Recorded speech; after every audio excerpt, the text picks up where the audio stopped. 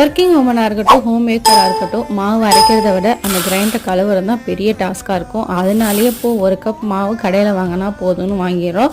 அது எந்த அளவுக்கு ஹெல்த்தியாக இருக்குது, ஹைஜீனிக்காக இருக்குதுன்னு தெரியாது. ஸோ அந்த மாவெல்லாம் விட்டுட்டு இன்றைக்கி சூப்பரான ஹெல்த்தியான ப்ரோட்டீன் ரிச் ஒரு தோசை மாவு தான் ரெடி பண்ண போகிறோம். இதுக்கு மிக்ஸி மட்டும் இருந்தால் போதும். ரொம்ப சிம்பிளாக ஈஸியாக அரைச்சி முடிச்சிடலாம். இதுக்கு வந்து 1 கப் அளவு கருப்பு சுண்டல், 1 கப் அளவு பாசிப்பயிறு, 1/4 கப் அளவு உளுந்தம்பருப்பு சேர்த்து எல்லாத்தையும் நல்லா ஒன்றா அலசிட்டு ஒரு 8 மணி நேரம் ஊற வச்சு அதை இந்த மாதிரி மிக்சியில் போட்டு அரைச்சி எடுத்துக்கோங்க.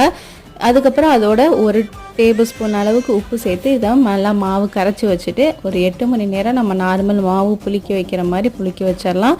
அதுக்கப்புறம் இந்த மாதிரி மாவு இருக்கும். அதுக்கப்புறம் நம்ம தோசை மாவு அளவுக்கு தண்ணி ஊற்றி தோசை மாவு மாதிரி கரைச்சிட்டு தோசை ஊற்றினோம்னா நல்லா செவச்சவன்னு ரொம்ப டேஸ்டியான ஹெல்த்தியான தோசை ரெடி ஆயிடுச்சு. கண்டிப்பாக அதை ட்ரை பண்ணி பாருங்கள்.